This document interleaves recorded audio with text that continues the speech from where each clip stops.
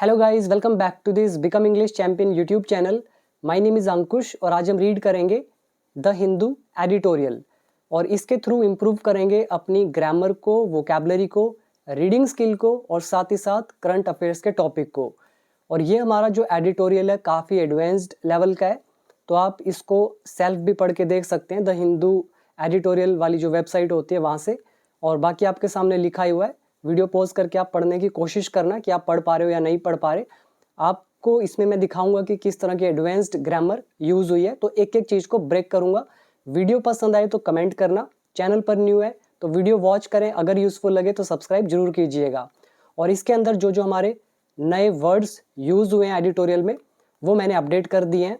हमारी the Hindu editorial vocabulary वाली PDF के अंदर वर्ड नंबर 217 से लेकर 234 तक, और इसके अलावा 925 वर्ड हमारे अपडेट हो चुके हैं न्यूज़पेपर वोकैबलरी वाली पीडीएफ के अंदर। वो अलग पीडीएफ है, ये अलग पीडीएफ है, तो इसके बारे में बाद में बात करेंगे।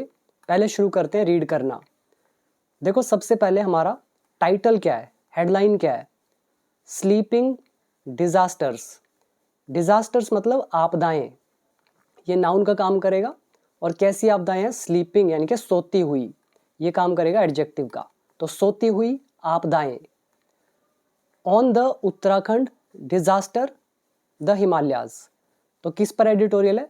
उत्तराखंड के डिजास्टर पर, आपदा पर और हिमालयाज पर। सिंपल था ये। इसके नीचे सब हेडिंग या सब टाइटल, गवर्नमेंट्स मस्ट मॉनिटर। सरकार को निगरानी रखनी चाहिए। ये हमारा मस्ट आ रहा है शुड की जगह पे, जरूर चाहिए की सेंस के लिए, तो शुड को रिप्लेस करते हैं मस्ट से। तो सरकार को जरूर निगरानी रखनी चाहिए। किस पर? सिल्ट अकुमुलेशन पर। अकुमुलेशन का मतलब क्या होता है? एक वर्ब होती है अकुमुलेट करना, यानी कि इकट्ठा करना, गैदर करना, गार्नर करना, तो वहीं से बना अकुमुलेशन। ये अकुमुलेशन नाउन का काम कर रहा है। तो सिल्ट का मतलब होता है गाद। गाद तो समझते होगे, पानी में गाद होती है, तो अगर नहीं पता गूगल करके देखना, आपको समझ में आएगा। वैसे हिंदी में नॉर्मल वर्ड होता है गाद। और कहाँ पे अकुमुलेशन हुई है? एट वल्नरेबल पॉइंट्स पर। वल्नरेबल का मतलब होता है संवेदनशील या कमजोर, तो इसका मतलब होता है नाजुक, कमजोर या संवेदनशील, और पॉइंट्स मतलब एरियाज। पूरा समझ में आया? तो जो ये गाद का इकट्ठा होना है कमजोर या संवेदनशील पॉइंट्स पर, एरियाज में, तो सरकार को उसे मॉनिटर करना चाहिए। बिल्कुल सिंपल था। अब देखो इसमें वर्ड पहला आ गया अकुमुलेशन, मतलब होता है कलेक्शन। दूसरा है सिल्ट, मतलब बोलते हैं इसको गाद। वल्नरेबल मतलब होता है कमज़ोर, नाजुक या संवेदनशील। और डिजास्टर्स होगी आपदाएं। यही था इसमें। इसमें कोई भी नया वर्ड नहीं आया, ये सारे वर्ड्स ऑलरेडी हम कर चुके हैं। और आपके लिए एक अच्छी न्यूज़ है, जैसे आज तारीख है 8 अगस्त, कल रक्षाबंधन है, तो 8 तारीख को ये वीडियो शाम को 5 बजे अपलोड होगा। तो जैसे ही वीडियो अपलोड होगा आपके सामने आ जाएगा, तो आप मेरा कोर्स जो है 799 जिसका प्राइस है उसको ज्वाइन कर सकते हैं 699 में। तो 100 रुपीज़ का इस पर डिस्काउंट है। तो ये सिर्फ ऑफर रक्षाबंधन तक चलेगा, रात को 12 बजे तक, यानी कि 8 की शाम से लेकर 9 तारीख को रात को 12 बजे तक। तो आप में से जो भी इंग्लिश सीखने के लिए इंटरेस्टेड है तो आप कोर्स को ज्वाइन कर सकते हो 699 में। और जो मेरा लाइफ टाइम का कोर्स है, जिसे मैं रिकमेंड करता हूँ कि आप लाइफ टाइम कोर्स ही ज्वाइन करना, इसका प्राइस है 5000, बट कल के लिए इस पर डिस्काउंट है 1000 रुपीज़ का। तो आपको कोई कूपन कोड की जरूरत नहीं है, मैं प्राइस ऑलरेडी उसमें से लेस सीधा ही कर दूंगा, आप सीधा जाना और उसको ज्वाइन करना। तो इसके लिए ऐप डाउनलोड कर लेना, बिकम इंग्लिश चैम्पियन। और इसके अलावा दो क्विक अपडेट्स हैं कि वीडियो नंबर 289 एंड 290, ये कल मैंने इसके अंदर दो एडवांस स्ट्रक्चर्स अपडेट करे हैं मेरे कोर्स के अंदर। ये दोनों वीडियोस आप वॉच जरूर करना, आपको काफ़ी हेल्प होगी। तो काफ़ी अच्छे स्ट्रक्चर्स हैं। और बाकी ऐप का लिंक नीचे दे रखा है डिस्क्रिप्शन बॉक्स में, या प्ले स्टोर से डाउनलोड करो बिकम इंग्लिश चैम्पियन ऐप। तो दोनों का प्राइस है एक 699 और लाइफ टाइम वाले का 3999, तो जरूर इसको देख लेना। अभी आओ फर्स्ट पैराग्राफ पर। The disaster in Uttarkashi district of Uttarakhand. Uttarakhand के उत्तरकाशी डिस्ट्रिक्ट में ये जो आपदा है, सर्व्स ये काम करती है, ये सर्व यहाँ पे वर्ब की फर्स्ट फॉर्म, इसलिए हमने यहाँ पे लगा दिया एस, तो प्रेजेंट इंडेफिनिट का रूल। तो डिजास्टर काम करता है, किस रूप में काम करता है? एज अ रिमाइंडर, एक याद दिलाने के रूप में। किस चीज को याद दिलाने के रूप में? Of the permanent risk. ये जो परमानेंट रिस्क है, किसका रिस्क है? ऑफ डिस्टेबलाइजेशन का, अस्थिरता का। डिस्टेबलाइजेशन के पहले आ रहा है ऑफ, और परमानेंट रिस्क से पहले भी आ रहा है ऑफ, तो ऑफ का मतलब काकी के, इसको उल्टा पढ़ते हैं। कैसे पढ़ोगे? अस्थिरता का स्थायी रिस्क जो है, तो इसका जो याद दिलाना है, तो इस रूप में काम करता है ये डिजास्टर। और कहाँ पर अस्थिर ये डिस्टेबलाइजेशन है? इन द हिमालयाज में। पूरा मतलब निकालोगे, उत्तराखंड के उत्तरकाशी डिस्ट्रिक्ट में ये जो डिजास्टर है, ये एक याद दिलाने का काम करता है। किस चीज को? हिमालयाज में जो ये अस्थिरता है, इसके परमानेंट रिस्क को। ये होती है इसकी हिंदी। वर्ड मीनिंग याद करेंगे, सर्व एज अ रिमाइंडर, याद दिलाने का काम करना। डिस्टेबलाइजेशन, अस्थिरता। नेक्स्ट है at least 4 persons were killed, कम से कम 4 लोग मारे गए। 4 persons ऑब्जेक्ट, वर लगी है हेल्पिंग वर्ब, किल्ड हमारी वर्ब की third form, passive voice past indefinite. तो 4 लोग कम से कम मारे गए। एंड और एट लीस्ट, और कम से कम 60 पीपल, जो 60 लोग हैं, आर फियर्ड वॉश्ड अवे, तो डर है, आशंका है कि वो बह गए हैं। ये अभी मैं आपको एक्सप्लेन करके दिखाऊंगा ये आया कैसे। तो कम से कम 60 लोग जो है आर फियर्ड, मतलब आशंका है, डर है, वॉश्ड अवे, बह जाने का। किस चीज के बाद बह जाने का डर है? After a mass of water. ये जो मास है, मास मतलब क्या हो गया यहाँ पे, जिसको आप ये बोल सकते हो अकुमुलेशन ऑफ वाटर, मतलब जो बहुत मात्रा में इकट्ठा हुआ है ना पानी। तो इसके बाद, और किसके बाद? डेब्री मतलब मलबा, और क्या? एंड मक मतलब कीचड़। तो कीचड़, ये मलबा, और जो पानी का मास है, मतलब इसका अकुमुलेशन जो है, इसका इकट्ठा होना जो है, तो इसके बाद ये सब हुआ। और ये जो 3 चीजें बता रहे हैं, वाटर, डेब्री और मक, तो इनका इकट्ठा होना जो है, तो ये हुआ कैसे? कह रहे हैं ट्रिगर्ड बाय, जो पैदा हुआ। अब ट्रिगर्ड यहाँ वर्ब की थर्ड फॉर्म है, यहाँ पर रिलेटिव प्रोनाउन लगा सकते थे, विच वॉज ट्रिगर्ड, जो ट्रिगर हुआ बाय, किसके द्वारा? टोरेंशियल रेन के। टोरेंशियल का मतलब क्या था? मूसलाधार। ये वर्ड हमने किया था पिछले या उससे पिछले न्यूज के अंदर। तो इसका मतलब होता है भारी वर्षा, मूसलाधार वर्षा। तो कह रहे हैं ये जो पैदा हुआ टोरेंशियल रेन के हिट करने के बाद। और किसको हिट करा है? द खीर गंगा रिवर को, ऑन ट्यूसडे आफ्टरनून को। अब आप निकालो इसकी हिंदी, ऐसे निकालेंगे, देखो, ये जो वाटर, पानी, मलबा और जो कीचड़ का मास है, मास समझ रहे हो ना, अकुमुलेशन, इकट्ठा होना, ये जो है, जो पैदा हुआ, जो ट्रिगर हुआ, किसके द्वारा? टोरेंशियल रेन के हिट करने के बाद खीर गंगा को, ट्यूसडे आफ्टरनून को। तो इस सब के बाद क्या हुआ? कम से कम 4 लोग मारे गए और कम से कम 60 लोगों की आशंका है बह जाने की। ये है ट्रांसलेशन एग्जैक्ट। अब इसमें आओ रूल पे। ये जो आपको दिख रहा है ना, ये इंपॉर्टेंट है, 60 people are feared washed away, ये है क्या? अगेन मैं आपको याद दिला रहा हूँ वीडियो नंबर 127 का, उसमें हमने ये सब किया था। वीडियो 127, यहाँ पे क्या लिखा है? 60 पीपल, मैं पूरा लिख के दिखा देता हूँ, आर फियर्ड, तो डर है किस चीज़ का? वॉश्ड अवे, बह जाने का। ये ऑब्जेक्ट हो गया, ये वर्ब की थर्ड फॉर्म होगी, ये हमारा पास्ट पार्टिसिपल हो गया, वर्ब की थर्ड फॉर्म की तरह ही काम कर रहा है। अब ये थर्ड फॉर्म इकट्ठा कैसे आ गई? एक्चुअली ये ट्रांसलेशन कैसे होती है मैं आपको बताता हूँ। देखो, इट इज फियर्ड, इसका मतलब है आशंका है कि, या डर है कि। ये ऑब्जेक्ट हो गया, इज हो गया, वर्ब की थर्ड फॉर्म हो गया, आशंका है कि, दैट, की के लिए लगा दिया दैट। क्या आशंका है? 60 पीपल जो हैं हैव वॉश्ड अवे, तो हैव बीन लगाएंगे, हैव बीन वॉश्ड अवे, तो ये बह गए हैं।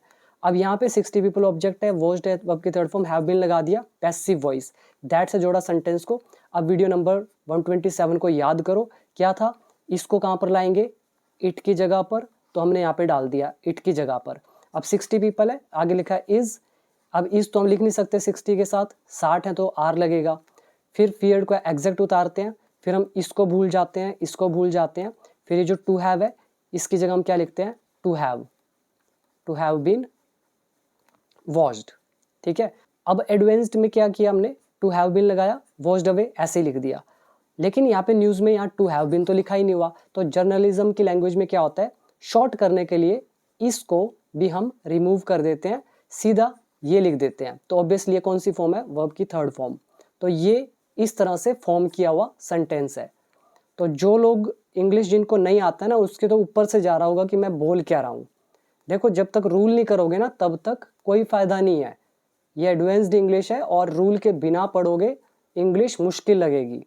तो इसलिए मैंने, देखो जिन्होंने वीडियो देखा हुआ है, जिसने कोर्स लिया हुआ है, उसको सब कुछ समझ में आ रहा होगा ये कैसी ट्रांसलेशन है। आई होप समझ में आया होगा। तो वापस आते हैं, अब आ जाओ वर्ड मीनिंग पे। पहला है फियर्ड, मतलब डर होना, आशंका होना। ट्रिगर बाय, किसी चीज़ से पैदा होना। टोरेंशियल मतलब मूसलाधार। डेब्री मलबा। मक कीचड़।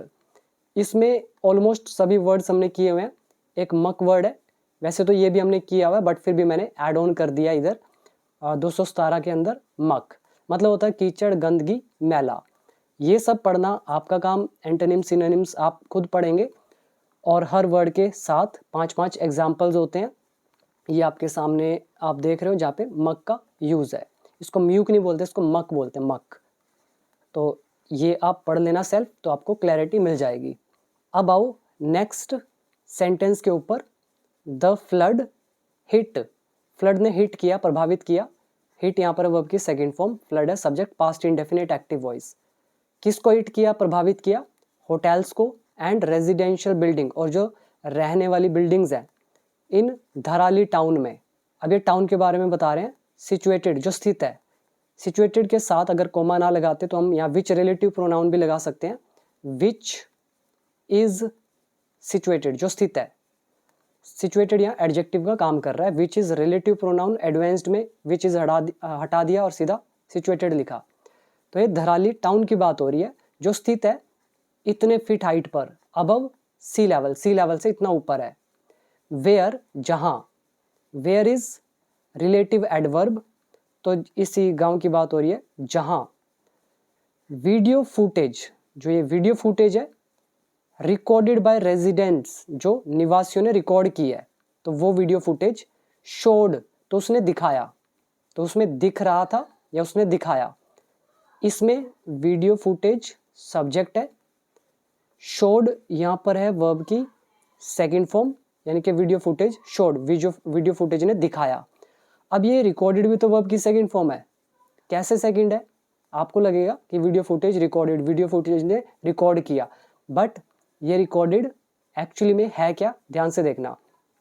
तो वेयर जहाँ वीडियो फुटेज, कौन सी वीडियो फुटेज? अब मैं यहाँ लिखता हूँ विच वॉज रिकॉर्डेड, जिससे रिकॉर्ड किया गया। तो रिकॉर्डेड यहाँ पर वर्ब की third form, which is relative pronoun, और ये लगा दिया हेल्पिंग वर्ब वॉज, तो ये हो गया past indefinite passive voice. Advance translation है तो हमने सीधा लिख दिया रिकॉर्डेड, कौन सी फुटेज जो रिकॉर्ड की गई, तो विच वॉज को उड़ा दिया। अब समझ आया कैसे है। और रियल टेंस है video footage showed, past indefinite active voice. तो वीडियो फुटेज जिसे रेजिडेंट्स के द्वारा रिकॉर्ड किया गया, शोड, तो उसमें दिख रहा था, क्या दिखा या दिख रहा था? जाइंट वेव्स ऑफ वाटर, पानी की बड़ी बड़ी लहरें। जाइंट का मतलब होता है विशालकाय, विशालकाय लहरें दिख रही थी पानी की। Gushing through the area, area में उमड़ती हुई। अब ये वर्ड आता है गश थ्रू, गश थ्रू का मतलब होता है उमड़ना, किसी चीज के बीच से उमड़ना या बहुत तेजी से बहना। ये वर्ड अच्छा है, मैं आपको वर्ड मीनिंग में अभी दिखा भी दूंगा, पहले पढ़ लेते हैं, ठीक है। तो ये इस वीडियो में दिख रहा था, पानी की बड़ी बड़ी लहरें, giant waves, gushing through the area, उस एरिया से गुजरते हुए, उमड़ते हुए वहां से। फिर कॉमा डाल के इसका रिजल्ट बता रहे हैं, फिर इससे हुआ क्या? एनगल्फिंग, जिसने निगल लिया, किसको? पीपल को, एंड होम्स, लोगों को और घरों को। ये हमारा लेसन है रिजल्ट बताने वाला, मतलब कॉज एंड इफेक्ट वाला। वीडियो नंबर 286 या 285 है, चेक करना, आपको समझ आएगा ये आईएनजी कैसे लगा। तो क्लियर हुआ, बिल्कुल बेसिक सा सेंटेंस था, सॉरी बेसिक नहीं था, आपके लिए शायद मुश्किल है। तो यहाँ पे वर्ड देखो, एनगल्फ मतलब होता है ढक लेना, कवर कर लेना, निगल लेना या चारों तरफ से घेर लेना।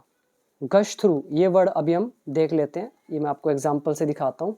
यहाँ पे देखो 218 नंबर है। गश थ्रू मतलब होता है तेजी से बहना, परवाह के साथ निकल जाना या बलपूर्वक बाहर निकलना। तो ये नदी है, यहाँ पे गांव बसा हुआ था, ये आया अचानक से बीच में से, तो क्या हुआ, बलपूर्वक मतलब बह गया, ये सब तेजी से बह गया, यहाँ पे उमड़ गया ये पानी का बहाव एरिया के बीच से। गश थ्रू, इसके एग्जाम्पल्स आप ये देख लो, ये लिखा है गश थ्रू। नेक्स्ट वर्ड आप जो याद कर सकते हैं वो है एनगल्फ। एनगल्फ मतलब निगलना, ढक लेना, समाहित कर लेना, चारों ओर से घेर लेना। तो यही दो वर्ड हमारे न्यू इसमें यूज हुए, बाकी सब पुराने हैं। अब आ जाओ रूल्स पे। The flood hit, past indefinite. Situated adjective है विच इज, ये हमारा relative pronoun. Where relative adverb है, रिलेटिव प्रोनाउन के चैप्टर में लास्ट में दिया हुआ है। देन यहाँ पे शोर्ड लगा है, ये सेकेंड फॉर्म, ये बता रहा है पास्ट इंडेफिनिट एक्टिव वॉइस को। जाइंट मतलब विशालकाय, और ये हमारा रिजल्ट बताने वाला रूल, एनगल्फिंग निगल लिया। Now next, several Indian army personnel, कह रहे कई भारतीय आर्मी के जो कर्मचारी हैं, पर्सनल हैं, आर ऑल्सो फियर्ड डेड, तो मतलब इनके भी डेड होने की आशंका है। ये भी वही ट्रांसलेशन है जो ऊपर थी, इसको अगर हम शॉर्ट में लिखते तो ऐसे लिखते, मैं बोल देता हूँ, it is feared that several Indian army personnels are dead. ठीक है, तो वो मरे हुए हैं या मर गए हैं, तो ये डेड एडजेक्टिव है।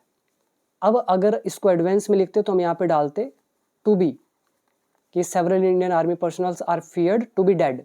एडवांस में लिख रहे थे इसलिए इन्होंने टू बी को भी उड़ा दिया, सीधा लिख दिया डेड।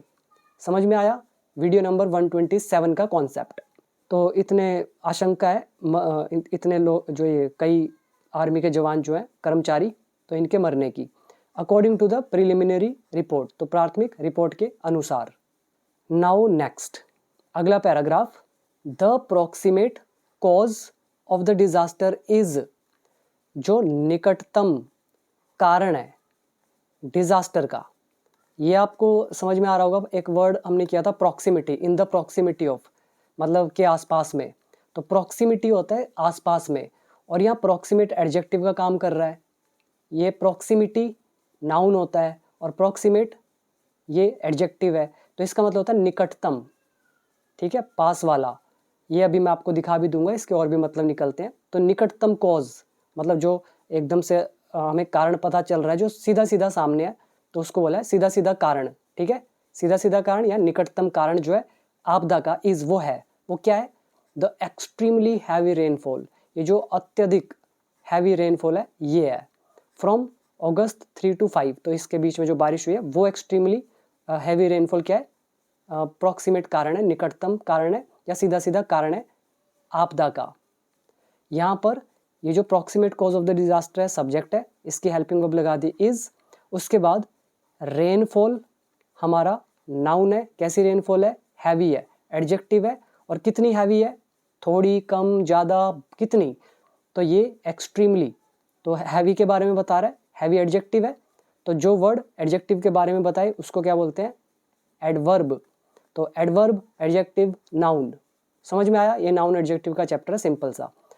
तो ये जो निकटतम कारण है, सीधा सीधा कारण है डिजास्टर का, वो है अत्यधिक ये भारी वर्षा इतने से इतने तारीख के बीच में, with some part of the districts, जिसमें जो डिस्ट्रिक्ट के कुछ हिस्से हैं, रिपोर्टिंग नियरली, उन्होंने रिपोर्ट किया है करीब करीब 30 सेंटीमीटर ऑफ रेनफॉल, इतना rainfall over a single day, एक दिन में, due to the monsoon, monsoon के कारण, एंड इट्स एक्टिव फेज, और इसका जो सक्रिय दौर चल रहा है, जो मतलब अभी होना भी चाहिए वहाँ पे नॉर्थ में इंडिया में बारिश, तो इसको बोलते हैं एक्टिव फेज, इसका एक्टिव टाइम चल रहा है।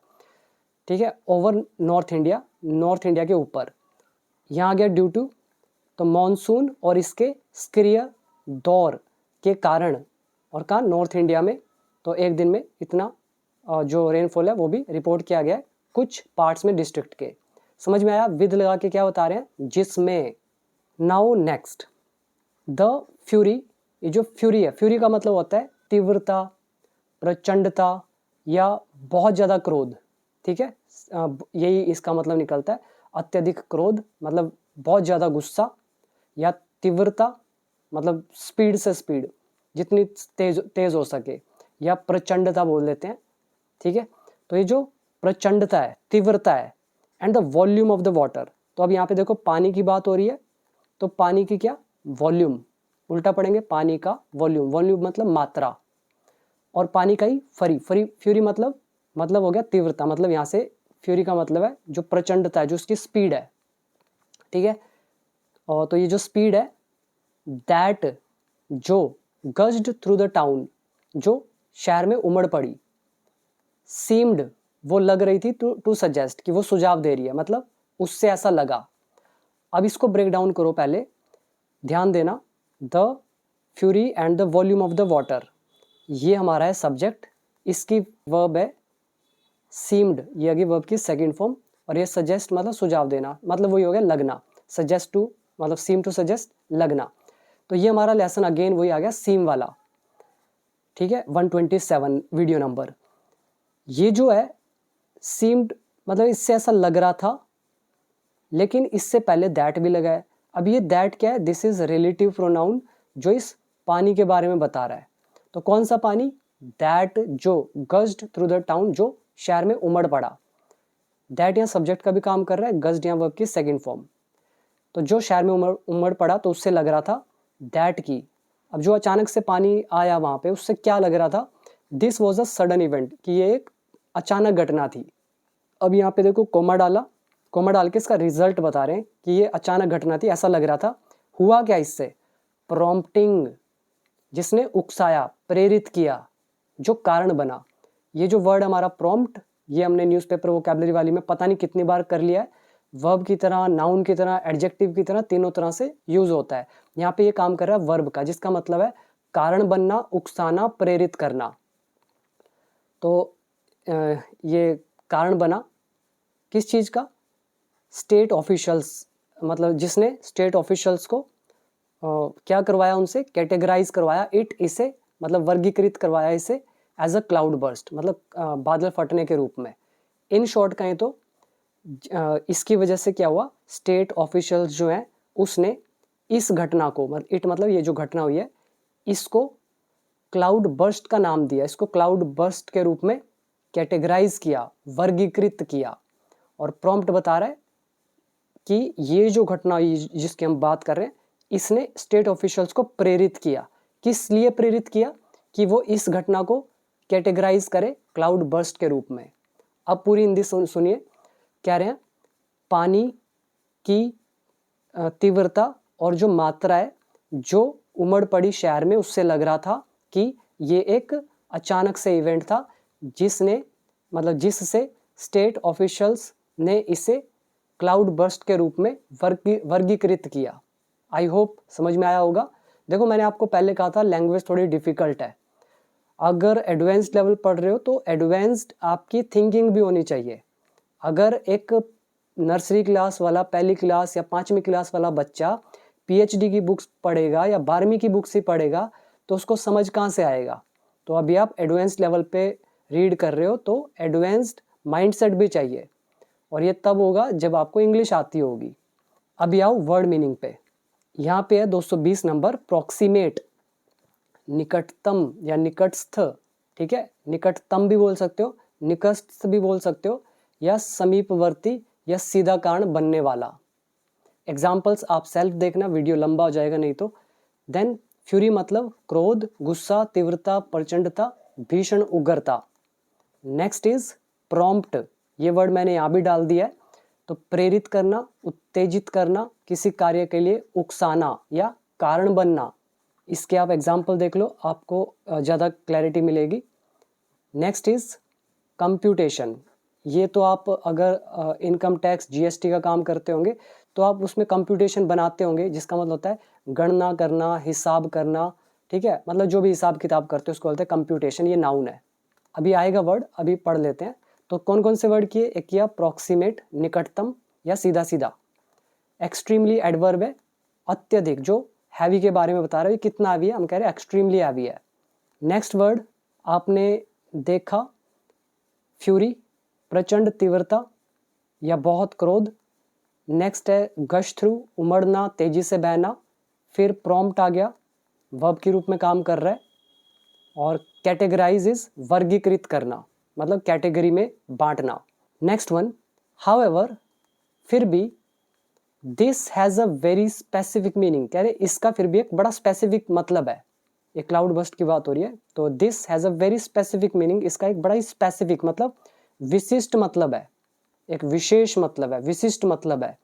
इन किस चीज में, इन हाउ कि कैसे, द इंडियन मीटीरोलॉजिकल डिपार्टमेंट, ये जो डिपार्टमेंट है मीटीरोलॉजिकल मतलब मौसम विभाग, ये जो है, और जो ऑफिशियल फोरकास्टर है, डिफाइंस इट, जैसे डिफाइन करते हैं।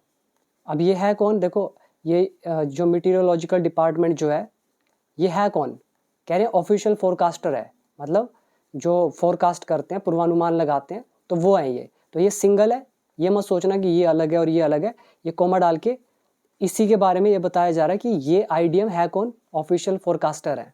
तो ये डिफाइन करते हैं, मतलब परिभाषित करते हैं, प्रेजेंट इंडेफिनिट टेंस। तो कह रहे हैं ये जो आईएमडी जो ऑफिशियल फोरकास्टर है, जिस तरह से ये डिफाइन करते हैं इसे, तो इसका एक बड़ा ही विशिष्ट मतलब है। सिंपल। तो ये हमारा है पोजेशन का lesson. Next one, a large volume of rain, बारिश की अत्यधिक मात्रा। लार्ज इज बड़ा, वॉल्यूम इज मात्रा, बारिश की जो इतनी बड़ी मात्रा है, कोमा डाल रखा है यहाँ से लेकर यहाँ तक, तो इसके बारे में बता रहे हैं, रेन के बारे में। ऑफ जो कि कितनी है, at least 10 centimetres in an hour, एक घंटे में 10 सेंटीमीटर तक है। ओवर 10 स्क्वायर किलोमीटर्स, मतलब इस एरिया में, ठीक है। तो ये जो लार्ज वॉल्यूम है बारिश का, जो कि है 10 सेंटीमीटर एक घंटे में 10 स्क्वायर किलोमीटर के एरिया में, तो ये large volume of rain is, ये है, ये क्या है, what usually qualifies as a cloud burst, जिसे क्लाउड बर्स्ट कहा जा सकता है, या जो क्लाउड बर्स्ट की डेफिनेशन को डिफाइन करता है, मतलब उसको जस्टिफाई करता है। यहाँ पे ध्यान देना, ये large volume of rain is, ये है, ये क्या है, वट जो क्वालिफाइज यानी कि जो जस्टिफाई करता है, एज अ क्लाउड बर्स्ट यानी कि क्लाउड बर्स्ट को। जैसे हम बोलते हैं कि भी इतना बारिश होगा तो इसका ये मतलब है, इतना बारिश होगा इसका वो मतलब है, अगर इतना बारिश होगा उसका मतलब होगा क्लाउड बर्स्ट। तो हम बोलते हैं इतनी रेन अगर होगी ये क्वालिफाई करेगी इस डेफिनेशन को, इतनी रेन होगी तो ये क्वालिफाई करेगी इसको। ऐसे ही अगर ये इतनी रेन होगी तो ये क्वालिफाई किसको करेगी, क्लाउड बर्स्ट को, कि भाई ये क्लाउड बर्स्ट है। समझ में आया।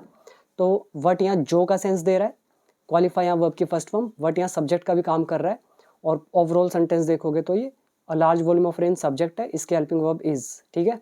और ये सारे अदर वर्ड्स, और अदर वर्ड्स के अंदर एक प्रेजेंट इंडेफिनिट छुपा हुआ है। Next one, the lack of weather radars, weather radars की जो कमी है, ऑफ लगा उल्टा पढ़ेंगे तो मौसम वाला जो रडार है उसका जो कमी है, एट दोज एल्टीट्यूड्स, उन ऊंचाइयों पर, उन एल्टीट्यूड्स पर, मीन्स उसका मतलब है, मीन यहाँ पे हो गया वर्ब की फर्स्ट फॉर्म, यहाँ पे लगा दिया एस प्रेजेंट इंडेफिनिट। यहाँ पे लैक जो है ये सब्जेक्ट है, ये सिंगल है, ये मत सोचना वेदर रडार्स, ज़्यादा रडार्स की बात हो रही है, यहाँ ज़्यादा रडार्स की कमी की बात हो रही है, कमी, ये कमी जो है सिंगल है, इसलिए मीन के साथ एस लगाया। तो ये जो वेदर रडार्स ऐसे एल्टीट्यूड्स पर जो कमी है, तो उसका मतलब है कि, क्या मतलब है, दैट की द IMD इज इनकैपेबल, ये जो इंडिया मीटीरोलॉजिकल डिपार्टमेंट है, मौसम विभाग भारतीय, ये असमर्थ है, इनकैपेबल है, किस चीज़ में, ऑफ सच अ कॉम्प्यूटेशन, ऐसी गणना के लिए, ठीक है। कॉम्प्यूटेशन आ गया, जो भी हिसाब किताब है उसके लिए इनकैपेबल है। नेक्स्ट वन, देयरफॉर, इसीलिए, ये देयरफॉर का हमारा वीडियो है 252, और 251 है दज, और 249 हमारा है हैंसफर्थ। तो ये सारी वीडियोस वॉच करना, और 249 के आगे जितना भी वीडियोस है ना, 300 324 तक सारी देखना, मतलब मिस तो आपको एक भी नहीं करनी है अगर अच्छा इंग्लिश चाहिए। देयरफॉर, इसीलिए, it could very well be, यह हो सकता है। अब ये देखो कुड आ रहा है संभावना, प्रेजेंट पॉसिबिलिटी, हमारा कुड का फोर्थ केस, बी मतलब होना, कुड के साथ फर्स्ट फॉर्म लगती है, और वेरी वेल, तो इट कुड भी, यह हो सकता है, वेरी वेल यानी कि इसके होने की ज़्यादा संभावना है, यह सेंस है इसका। तो इसीलिए यह ज़्यादा होने की संभावना है, दैट की क्या संभावना है, कंटिन्यूस हैवी रेन, लगातार भारी वर्षा जो है, ओवर द पास्ट 48 आवर्स, पिछले 48 घंटों में, मे हैव लूजन्ड, तो इसने ढीला कर दिया होगा या ढीला कर दिया हो।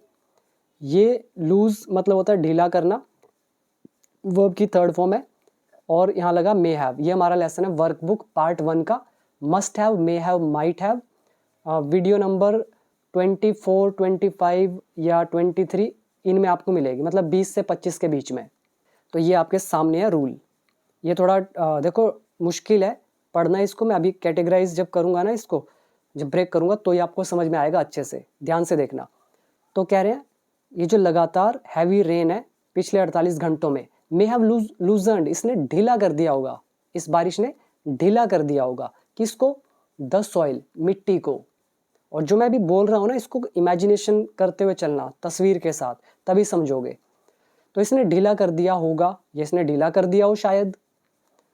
एंड और यहाँ पर ट्रिकी है, देखो यहाँ कंबाइंड है, आपको क्या लगेगा, लूजन्ड लगा है वर्ब की थर्ड फॉर्म, तो एंड से सेंटेंस जोड़ा, आपको लगेगा कंबाइंड भी यहाँ पे क्या है, वर्ब की थर्ड फॉर्म। बट ऐसा नहीं है, पढ़ के दिखाता हूँ फिर आपको बताता हूँ। देखो कंबाइंड और कंबाइन होकर, ये सेंस क्या दे रहा है, कंबाइन होकर। अब आप कहोगे होकर का सेंस तो आईएनजी होता है, जैसे पढ़कर, बाय स्टडिंग, खेलकर, बाय प्लेइंग, और मैं यहाँ बोल रहा हूँ कंबाइंड, मिलकर, तो बाय कंबाइनिंग होना चाहिए, आपके माइंड में ये आ सकता है, बट ये बाय कंबाइनिंग तो ये हो गया ना मिलाकर, और मैं कह रहा हूँ मिलकर। एक होता है मिलाकर, मिलाया गया है, एक्टिव का सेंस, और एक है मिलकर, यह कंबाइंड। तो ये वर्ब की थर्ड फॉर्म की तरह काम नहीं कर रहा है, मतलब है पास्ट पार्टिसिपल ही, लेकिन ये वाला वर्ब का थर्ड फॉर्म नहीं है, इसकी तरह यूज नहीं हुआ है। अभी मैं आपको दिखाता हूँ, देखो कंबाइंड विद द क्रैगी, क्रैगी मतलब उबड़ खाबड़, चट्टानी, और अंडुलेटिंग का मतलब होता है लहरावदार, जैसे ऊपर नीचे दाएं बाएं लहराते हुए जो चीज़ होती है उसको बोलते हैं अंडुलेटिंग।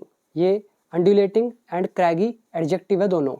क्रैगी मतलब उबड़ खाबड़ या चट्टान भरा, अंडुलेटिंग मतलब घुमावदार या लहराता हुआ, और टेरेन मतलब भूभाग, जमीन का टुकड़ा, क्षेत्र। ठीक है, तो उबड़ खाबड़, लहराती हुई भूभाग से कंबाइन होकर, उससे जुड़कर, उसमें मिलकर। अनलीज्ड, अनलीज अच्छा वर्ड है, ये एक्चुअली में हमारा वर्ब का थर्ड फॉर्म है। जैसे हम करते हैं ना कि एक सेंटेंस लिखा, एंड से जोड़ा, फिर एक और सेंटेंस लिखा, जैसे मैं बोलता हूँ सब्जेक्ट मे हैव, वर्ब की third form, subject may have, verb की थर्ड फॉर्म, एंड से हमने इसको जोड़ दिया। अब ये जो सब्जेक्ट है, ये जो मे हैव है, यहाँ पर भी सब्जेक्ट और मे हैव है, ये वर्ब की थर्ड फॉर्म है। ये दोनों वर्ब्स अलग अलग हैं, तो जो कॉमन होता है उनको एक ही बार लिखेंगे। सब्जेक्ट और मे हैव क्या है, यहाँ कॉमन है, तो ये सब्जेक्ट और ये वाला मे हैव हम काट देंगे। एंड से सेंटेंस जोड़ा, ये वर्ब अलग, ये वर्ब अलग, तो यही ट्रांसलेशन है। यहाँ पे देखो, ये सारा सब्जेक्ट मे हैव, वर्ब की थर्ड फॉर्म, ठीक है, ये सारा सब्जेक्ट मे हैव, वर्ब की थर्ड फॉर्म, फिर एंड जोड़ा, एंड के बाद ये वाला जो अनलीज्ड है, ये वर्ब की थर्ड फॉर्म है, ये रियल टेंस है। ठीक है, तो ये इसने छोड़ दिया होगा, ये सेंस है इसकी। ठीक है, छोड़ दिया होगा क्या, लार्ज वॉल्यूम्स ऑफ सिल्ट, मतलब भारी मात्रा में जो गाद है, along with copious amount of water, और भारी मात्रा में पानी के साथ। ये थोड़ा ट्रिकी सेंटेंस है, आपको थोड़ा दिमाग लगाना पड़ेगा। देखो मुझे तो अच्छे से समझ में आ रहा है, हिंदी थोड़ी डिफिकल्ट है, फिर से एक्सप्लेन कर देता हूँ। सबसे पहले इसको भूल जाओ, ये सारा जो है ना, ये यहाँ तक, इसको भूल जाओ। अब आप रियल सेंटेंस पकड़ लोगे। देखो देयरफॉर, इसीलिए, it could very well be, यह ज़्यादा होने की संभावना है कि जो लगातार हैवी रेन है पिछले 48 घंटे में, इसने ढीला कर दिया होगा सॉइल को, और छोड़ दिया होगा लार्ज वॉल्यूम ऑफ सिल्ट को, मतलब भारी मात्रा में जो गाद है उसको, अलोंग विद, साथ में, किसके साथ, कॉपियस अमाउंट ऑफ वाटर, ये जो बड़े पैमाने पर या बड़ी मात्रा में जो पानी है, तो इसके साथ। तो ये जो सिल्ट है और ये जो पानी है, तो ये दोनों मिक्स होके तो क्या है, अनलीश हो गए होंगे, मतलब इसको छोड़ दिया होगा। किसने छोड़ा होगा, ये किसने किया होगा, ये हैवी रेन ने। तो अब समझ में आया, ये जो सारा आपको दिख रहा है कंबाइंड विद, ये सब अदर वर्ड्स है, इसको आप वाटर के यहाँ पे बाद में लिख सकते हो। ये सब अदर वर्ड्स थे, अदर वर्ड्स को हमने पहले लिख दिया यहाँ पे और यहाँ लगा दिया कोमा। ऐसे ही होता है ना, एक सेंटेंस आपने लिखा, सब्जेक्ट, हेल्पिंग वर्ब, यहाँ पे वर्ब की थर्ड सेकंड फॉर्म जो भी लिखते हो, फिर अदर वर्ड। अगर अदर वर्ड को आप पहले लिखते हो, तो ये मान लो अदर वर्ड है, यहाँ पे आपने लिखा, फिर आपको कोमा देना पड़ता है, फिर ये सेंटेंस आपको यहाँ लिखना पड़ता है, तो वही ट्रांसलेशन है। आई डोंट नो कितनों को समझ में आ रहा होगा, बट जो भी है, वैसे मैंने अपनी तरफ से फुल कोशिश करी आपको एक एक चीज़ बताने की। तो इसमें वर्ड मीनिंग पर आओ, वो इंपॉर्टेंट है। देखो ध्यान से, 224 है क्रैगी, मतलब होता है पथरीला, उबड़ खाबड़, चट्टानों से भरा हुआ। नेक्स्ट वर्ड है अंडुलेटिंग, ये एडजेक्टिव का काम कर रहा है। वर्ब भी होती है अंडुलेट, तो इसका मतलब है लहराता हुआ, एडजेक्टिव है, या तरंगित या ऊंच नीच वाला। नेक्स्ट वर्ड आ गया अनलीश करना, मतलब रिहा करना, छोड़ देना, किसी भावना, शक्ति या प्रभाव को खुलकर प्रकट करना। जैसे हम बोलते हैं ना, अनलीश योर टैलेंट, अपने टैलेंट को क्या करो, अनलीश करो, उसे छोड़ो, उसे प्रकट करो, उसे सामने लाओ। ऐसे ही जो ये जितने भी फ्लड होते हैं, बाढ़ वगैरह, तो ये भी क्या करती है, अनलीश कर देती है, किसको, पानी को, कहीं पर भी। नेक्स्ट वर्ड देखो कॉपियस, मतलब होता है बहुत अधिक मात्रा में, प्रचुर, भरपूर, मतलब एक लार्ज अमाउंट में। ये थे हमारे इसके अंदर के वर्ड। अभी आ जाओ वापस, अगला सेंटेंस भी थोड़ा ट्रिकी लग रहा है, पढ़ते हैं। Whether it was a sudden event, कह रहे हैं चाहे यह एक अचानक से घटना थी, और या द रिजल्ट ऑफ, या परिणाम था, किसका, ग्रेजुअल बिल्डअप का, मतलब धीरे धीरे जो बिल्डअप होता है, धीरे धीरे इकट्ठा हुआ जो चीज होता है, उसका कह रहे रिजल्ट हो। माइट सीम, इससे लग सकता है, माइट आ रहा है, कम संभावना, माइट। तो कह रहे चाहे ये एक अचानक से हुई घटना थी, या ये ग्रेजुअल धीरे धीरे बिल्डअप हुए किसी चीज का परिणाम रहा हो। तो माइट सीम, तो इससे लग सकता है, क्या लग सकता है, ओनली ऑफ एकेडमिक इंटरेस्ट, कि इसमें तो सिर्फ अकादमिक रुचि है या शैक्षणिक रुचि है, यानी कि ये सिर्फ एक चर्चा का विषय है, इन शॉर्ट कहें तो ये एक चर्चा का विषय लग सकता है, ये मतलब है इसका इन शॉर्ट। एकेडमिक इंटरेस्ट क्या होता है, मतलब जिसमें हम पढ़ते हैं, लिखते हैं, चर्चा करते हैं, डिस्कशन करते हैं, उसको बोल देते हैं एकेडमिक इंटरेस्ट, ठीक है। तो ये मतलब चर्चा का विषय लग सकता है। मे सीम, गिवन, देखते हुए, किसको देखते हुए, द लॉस ऑफ लाइफ, ये जो मौत हुई है, लाइवलीहुड एंड प्रॉपर्टी, ये जो भी चीज़ें हैं, तो इनको देखते हुए ये एक शैक्षणिक रुचि का विषय है, मतलब चर्चा का विषय लग सकता है। इसमें कुछ मुश्किल नहीं था। हमारा लेसन इसमें यूज हुआ है वो है वेदर और का। ये जो पूरा सेंटेंस है ना, वेदर से लेकर बिल्डअप तक, ये सारा का सारा हमारा सब्जेक्ट, हेल्पिंग वर्ब लगी है माइट, मतलब ये मोडाल वर्ब है, और सी में वर्ब की फर्स्ट फॉर्म। ये हमारा माइट का लेसन। नेक्स्ट देखिए, द नी जर्क कैटेगराइजेशन, ये थोड़ा सा मैं साफ कर दूं। अब नी जर्क का क्या मतलब होता है, नी में अचानक से झटका लगता है, तो ऐसे ही जो अचानक से किया जाए बिना सोच विचार के, उसको हम बोलते हैं नी जर्क। और कैटेगराइजेशन नाउन है, मतलब वर्गीकरण करना, कैटेगरी में बांटना। ये जो बिना सोचे विचारे अचानक से किया गया वर्गीकरण है, और किस रूप में किया है, एज अ क्लाउड बर्स्ट, कि भाई ये तो क्लाउड बर्स्ट है। तो उन्होंने यही कहा ना कि ये तो क्लाउड बर्स्ट है, उन्होंने विचार नहीं किया, कुछ सोचा नहीं, बस सीधा बोल दिया ये तो एक क्लाउड बस्ट है। तो इसी को बोला गया अचानक से बिना सोचे समझे किया गया कैटेगराइजेशन क्लाउड बस्ट के रूप में। तो ये सारा का सारा सब्जेक्ट। अलो, ये अनुमति देता है, ये आज्ञा देता है, किसको मतलब किसको आज्ञा देता है, स्टेट अथॉरिटीज को। और किस चीज की अनुमति देता है, टू क्लेम, दावा करने की, हेल्पलेसनेस, असहाय या बेबसी की। इन शॉर्ट कहें तो जो ये इन्होंने क्लाउड बस्ट कैटेगराइज कर दिया ना अचानक से बिना सोचे विचारे, तो इससे क्या होता है, जो स्टेट अथॉरिटीज़ हैं तो इनको भी एक आज्ञा मिल जाती है ये दावा करने की कि वो तो हेल्पलेस थे, मतलब वो बेबस थे। तो हेल्पलेसनेस मतलब बेबसी, ठीक है, कि वो असहाय थे, तो ये वो दावा कर सकते हैं। अब नेक्स्ट वन, यहाँ पे भी आगे ध्यान देना, वंस कह रहे एक बार जब, इट इज़ प्रोजेक्टेड, इसे प्रोजेक्ट किया जाता है, इसे दिखाया जाता है। इट ऑब्जेक्ट है, प्रोजेक्टेड वर्ब की थर्ड फॉर्म है, इज लगा है present indefinite passive voice, once मतलब एक बार। तो एक बार जब इट इज प्रोजेक्टेड, इसे दिखाया जाता है, इसे पेश किया जाता है एज अ फ्रिक फिनोमिनॉन, एक अजीबोगरीब घटना के रूप में। फिनोमिनॉन मतलब घटना, फ्रिक मतलब असामान्य, अजीबोगरीब, ठीक है। तो जब एक अजीबोगरीब घटना के रूप में इसे दर्शाया जाता है, दिखाया जाता है, प्रोजेक्ट किया जाता है, मतलब ये जो घटना है इसको कैसा दिखाया जा रहा है कि ये तो बड़ी अजीबोगरीब सी घटना है, कल्पना करके चलना।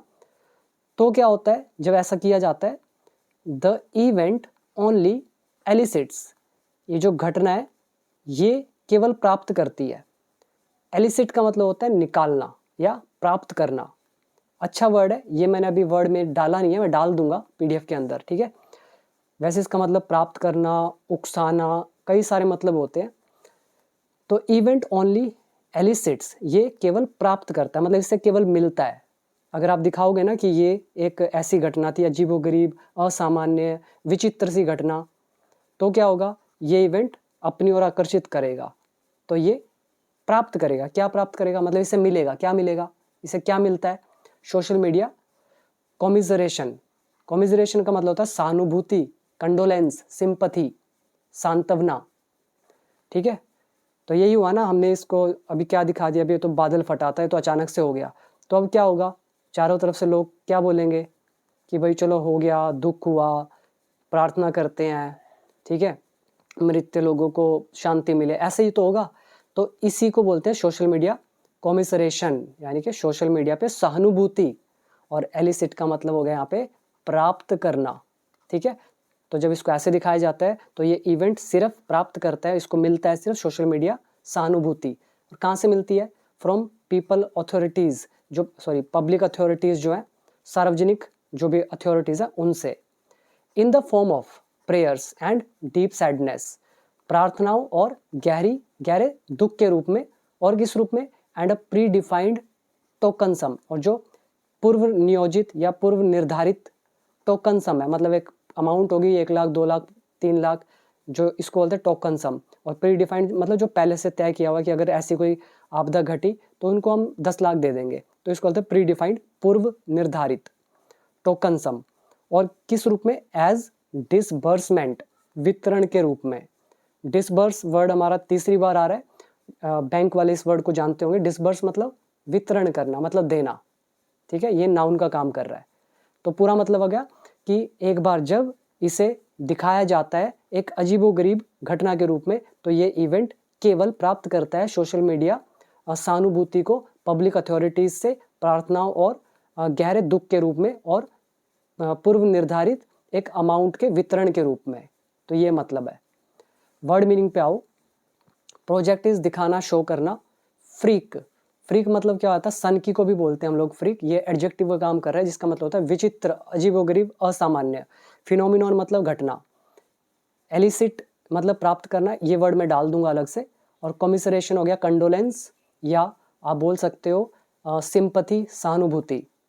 देन प्रीडिफाइंड एडजेक्टिव का काम कर रहा है, मतलब पूर्व निर्धारित। डिसबर्समेंट इज वितरण।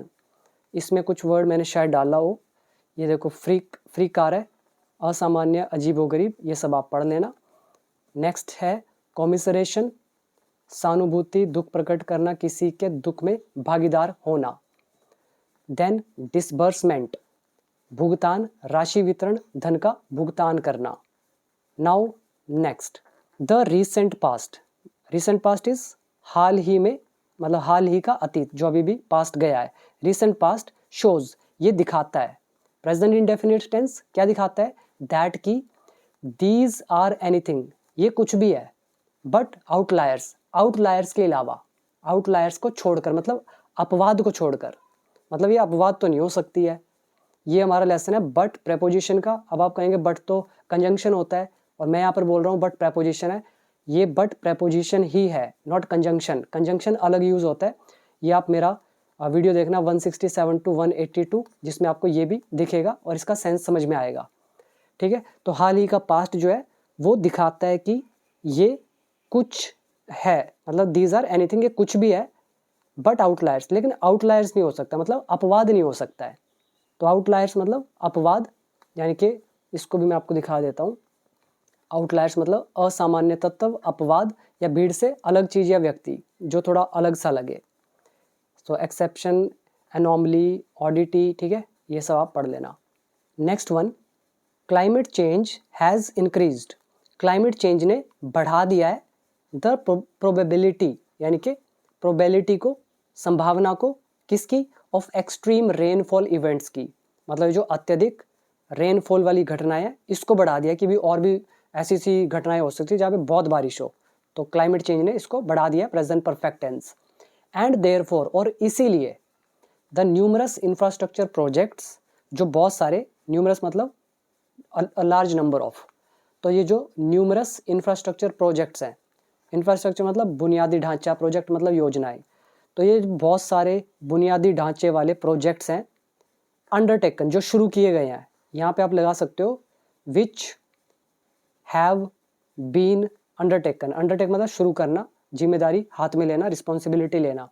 तो विच रिलेटिव प्रोनाउन हैव बीन लगाए और शॉर्ट में विच हैव बीन को उड़ा दिया, सीधा लिखा भी कौन से प्रोजेक्ट, अंडरटेकन, जो शुरू किए गए हैं। ठीक है, तो बहुत सारे जो इंफ्रास्ट्रक्चर प्रोजेक्ट्स हैं जो शुरू किए गए हैं इन द हिल्स, पहाड़ों में, एंड द रिजल्टिंग डेब्री, और इनका परिणाम स्वरूप जो कचरा है। ठीक है, द रिजल्टिंग डेब्री मतलब इन प्रोजेक्ट्स के परिणाम स्वरूप जो मलबा है। तो एक्ट वो कार्य करता है एज के रूप में। अब समझ में आया? देखो थोड़ा ट्रिकी है अभी। अब यहाँ पे देखो, पहले द न्यूमरस इंफ्रास्ट्रक्चर प्रोजेक्ट, ये सब्जेक्ट का काम कर रहा है, इसकी हेल्पिंग वर्ब है ये एक्ट, वर्ब की फर्स्ट फॉर्म। टेंस कौन सा हुआ? Present indefinite tense. ठीक है, और यहाँ पे अंडरटेकन वर्ब की थर्ड फॉर्म है, पास्ट पार्टिसिपल भी कह सकते हो, और ये विच रिलेटिव प्रोनाउन शॉर्ट में लिख दिया अंडरटेकन।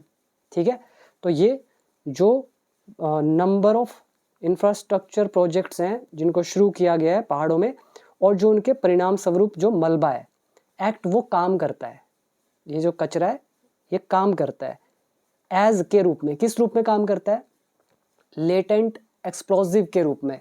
एक्सप्लोजिव मतलब आता है जिसको आप क्या बोलेंगे, विस्फोटक, विस्फोटक है ना, ब्लास्ट वगैरह या कुछ भी विस्फोटक हो गया।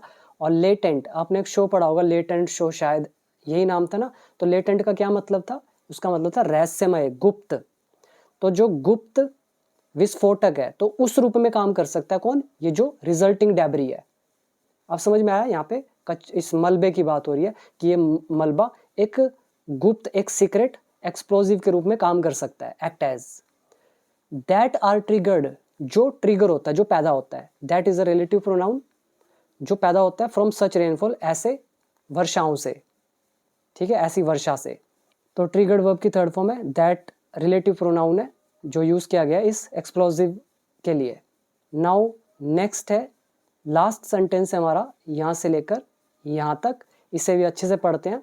और आपको फिर से याद दिला दूँ कि आप कोर्स डेफिनेटली ज्वाइन कीजिएगा, रूल मास्टर कीजिए, तभी आप पढ़ पाओगे। आज के लिए सिर्फ रक्षाबंधन के दिन के लिए 1 ईयर का कोर्स है 699, यानी कि 799 का हो गया 699, और जो भी ऊपर 30-35 रुपये फीस रहेगी वो आपको ही देनी पड़ेगी, मतलब 720-25 रुपये का ये आपको मिल जाएगा कोर्स।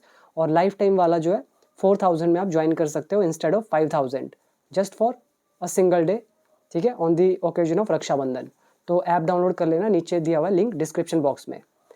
आगे आओ, फॉलोइंग रिलीफ ऑपरेशंस, ये जो राहत कार्य है इसके बाद the state government must review, state government को समीक्षा करनी चाहिए, यानी कि रिव्यू करना चाहिए, मॉनिटर करना चाहिए। किसको? डेब्री एंड सिल्ट अकुमुलेशन को, ये जो मलबा और गाद इकट्ठा होना है तो इसको रिव्यू करना चाहिए। As soon as conditions are conducive, मतलब जैसे ही कंडीशंस कंड्यूसिव हो जाए। कंड्यूसिव मतलब होता है अनुकूल। तो मतलब जितना जल्दी जो स्थितियाँ हैं ये कंड्यूसिव हो जाती है, मतलब अनुकूल हो जाती है, फेवरेबल हो जाती है, तो उतना जल्दी सरकार को रिव्यू करना चाहिए इस डेब्री और सिल्ट अकुमुलेशन को। कहाँ पर? एट क्रिटिकल पॉइंट्स पर, जो भी एक गंभीर पॉइंट्स है यहाँ पर स्टेट में। टू बफर, रोकने के लिए। वीडियो बफर हो जाता है ना कई बार, रुकने लगता है, तो ऐसी बफर रोकने के लिए। किसको? द इनएविटेबल डैमेज, ये जो अपरिहार्य डैमेज है। अपरिहार्य का मतलब हो जाता है जिसको टाला नहीं जा सकता है, अनअवॉइडेबल है। ठीक है, इनएविटेबल, ये वर्ड हमने किए हुए हैं सारे।